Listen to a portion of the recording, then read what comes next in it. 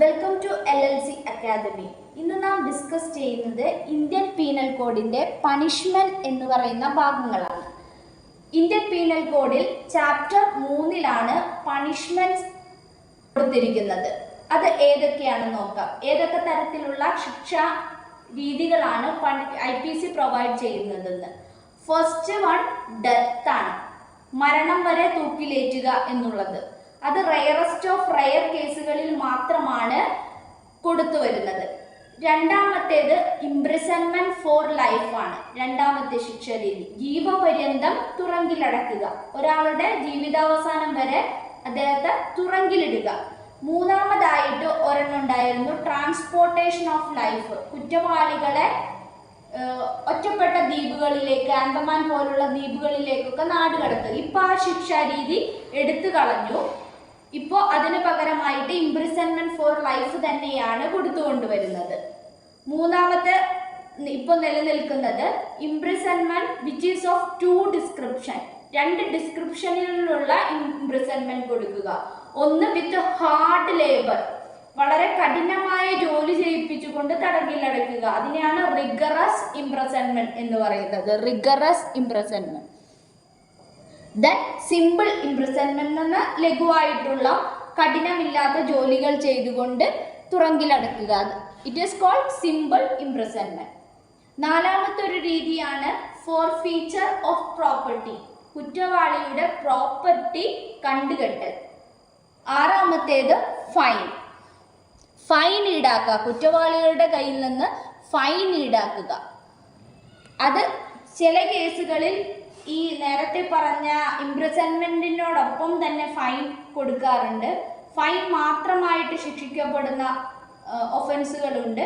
ഇത് രണ്ടും കൂടി, ഡെത്തും ഫൈനും, അതുപോലെ തന്നെ സമാന രീതിയിൽ ഇംപ്രിസൺമെന്റ് ഫോർ ഒരു ടേം പ്ലസ് ഫൈനും അങ്ങനെ ഒരുമിച്ചും കൊടുക്കാറുണ്ട്. Section 54 Commutation of Sentence of Death.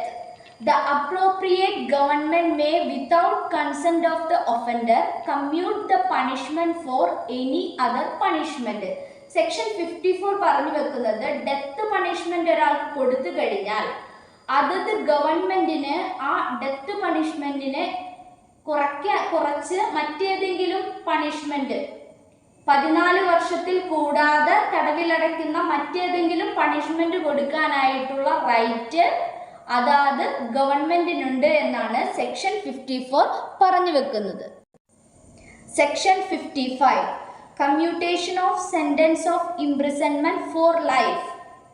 എങ്ങനെയാണോ ഡെത്ത് പണിഷ്മെന്റ് കമ്മ്യൂട്ട് ചെയ്ത് കുറഞ്ഞ ശിക്ഷയിലേക്ക് കൊടുക്കാൻ അതാത് ഗവൺമെന്റിന് അധികാരമുള്ളത്, സമാന രീതിയിൽ തന്നെ ജീവപര്യന്തം തടവിലടയ്ക്കാനുള്ള ശിക്ഷിക്കപ്പെട്ട ഒരു കുറ്റവാളിയുടെ ശിക്ഷ അത് കുറച്ചു കൊടുക്കാനുള്ള അവകാശം അപ്രോപ്രിയേറ്റ് ഗവൺമെന്റിന് സെക്ഷൻ 55 ഓഫ് IPC നൽകുന്നുണ്ട്.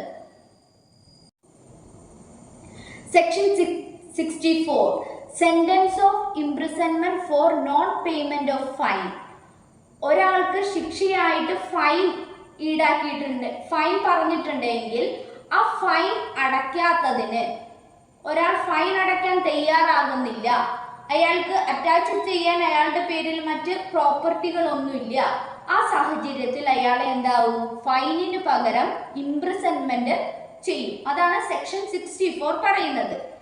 Section 68 imprisonment to terminate on payment of fine.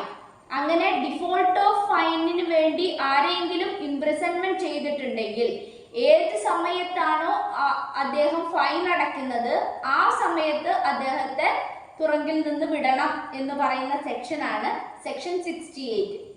ഒന്നില്ലെങ്കിൽ അദ്ദേഹത്തിന് എത്രയാണോ ഫൈൻ അടയ്ക്കാത്തതിന്റെ ഭാഗമായിട്ട് ശിക്ഷ കൊടുക്കുന്നത് അത് കംപ്ലീറ്റ് ആകുന്നത് വരെയോ, ഇനി കംപ്ലീറ്റ് ആകുന്നതിന് മുമ്പ് അദ്ദേഹം ഫൈൻ അടച്ചിട്ടുണ്ടെങ്കിൽ അപ്പോൾ തന്നെ അദ്ദേഹത്തെ ഇംപ്രിസൺമെന്റിൽ നിന്ന് റിലീസ് ചെയ്യുമെന്ന് പറയുന്ന section 68.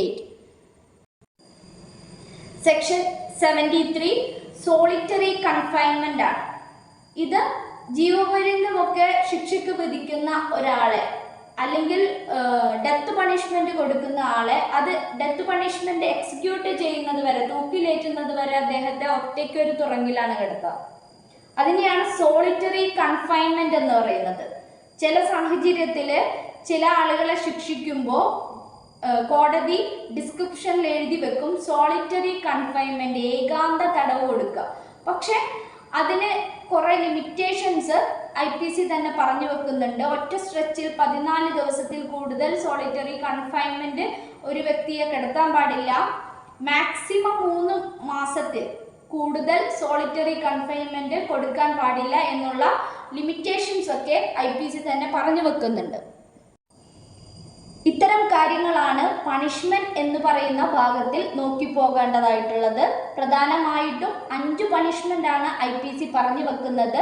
Death, imprisonment four life, imprisonment with 2 description, rigorous imprisonment and simple imprisonment, forfeiture of the property and fine. 5 തരത്തിലുള്ള പണിഷ്മെന്റ്സ് ആണ് പ്രധാനമായിട്ടും നോക്കേണ്ടത്. താങ്ക്സ്.